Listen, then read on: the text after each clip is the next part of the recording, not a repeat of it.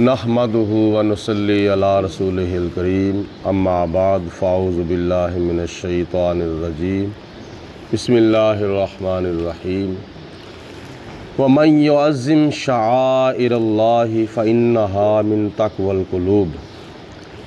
अल्लाह कुरान पाक में इरशाद फरमाता है, जो कोई अल्लाह की निशानियों का अदब व एहतराम करेगा अल्लाह उसको दिल का तकवा अता फरमाएगा।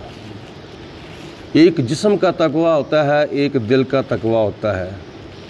बुराइयों से बचना और नेकियां ज़्यादा से ज़्यादा करना ये जिस्म का तकवा है, और अल्लाह की निशानियों का अदब व एहतराम करना ये दिल का तकवा है।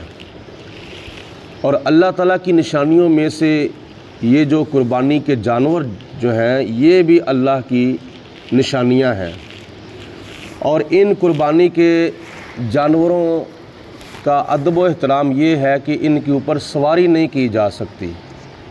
किसी ऊँट को कुर्बानी के लिए जब वक़्फ़ किया जाता है उसके बाद फिर ऊँट के ऊपर सवारी नहीं की जा सकती, भैंस के ऊपर, गाय के ऊपर सवारी नहीं की जा सकती, बकरी के ऊपर सवारी नहीं की जा सकती।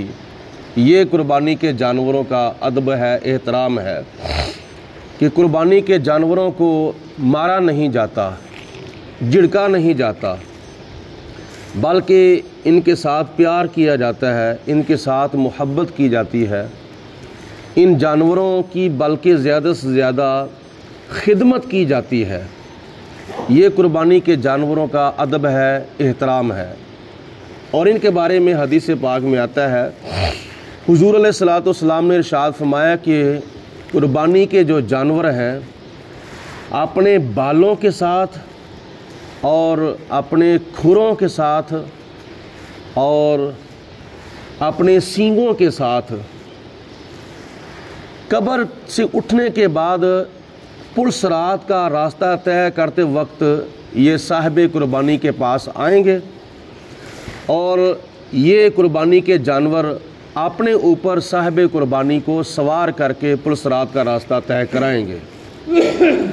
ये कुर्बानी के फजीलतों में से एक फजीलत है कि जो बंदा दुनिया के अंदर साहिब निसाब होकर ईद उल अज़हा के मौका पर कुर्बानी करता है, और वो कुर्बानी के जानवर जो हैं वो पुलसरात पर आएंगे अपने सींगों के साथ, अपने खुरों के साथ और अपने बालों के साथ। यानी जब वो जानवर पुलसरात पर आएंगे तो उनके जिस्म के ऊपर बाल भी होंगे, उनके सर के ऊपर सींग भी होंगे और उनके पाँव के नीचे खुर भी होंगे।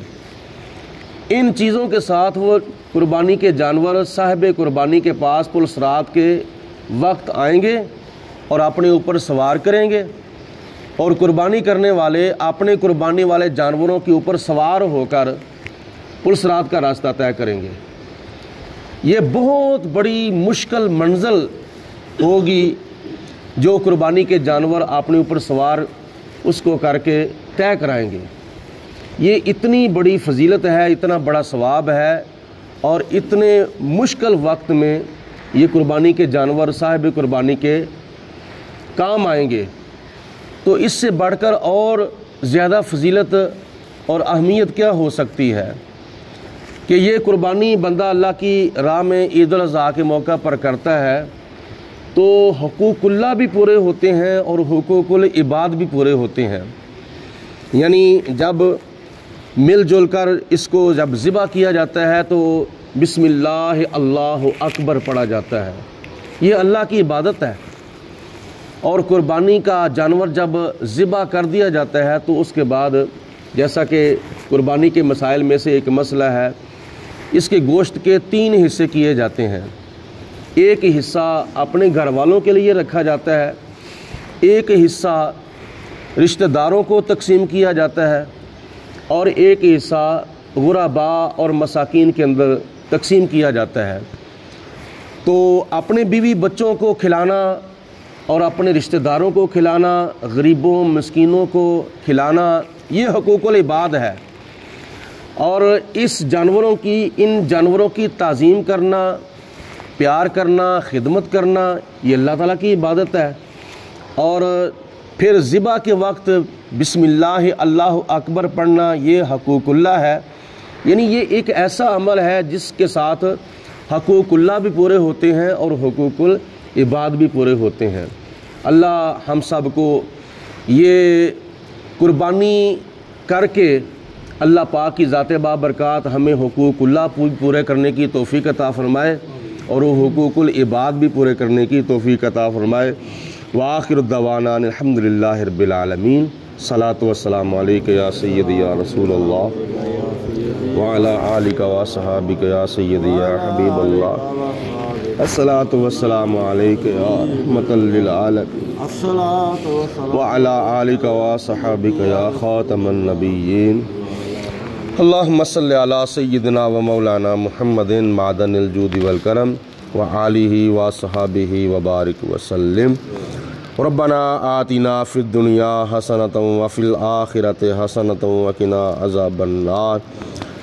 या हय्यु या क़य्यूम बिरहमतिका अस्तगीस। रब्बना तक़ब्बल मिन्ना इन्नका अंतस समीउल अलीम व तुब अलैना इन्नका अंतत तव्वाबुर रहीम। या परवरदिगार आलम, अपना फज़ल व करम रहमत बरकते हम सब के शामिल हाल फरमा। या अल्लाह हमारे सगीरा व कबीरा गुनाह माफ़ फरमा। या अल्लाह पाक नबी पाक अलैहिस्सलातु वस्सलाम की सारी उम्मत पर रहम व करम फरमा, इस्लाम का बोलबाला फरमा, पूरी दुनिया पर इस्लाम को गलबा और फ़ौक़ियत अता फरमा, मरते वक्त कलमा पढ़ना नसीब फरमा, शैतान के शर से, नफ्स के धोखे, मौत की सख्ती, कब्र के अज़ाब, हशर की शर्मिंदगी, दुनिया और आखिरत की ज़िल्लत और रसवाई से बचा। सल्लल्लाहु अला हबीबिही मुहम्मद व आलिहि व सहाबिही अजमाइन।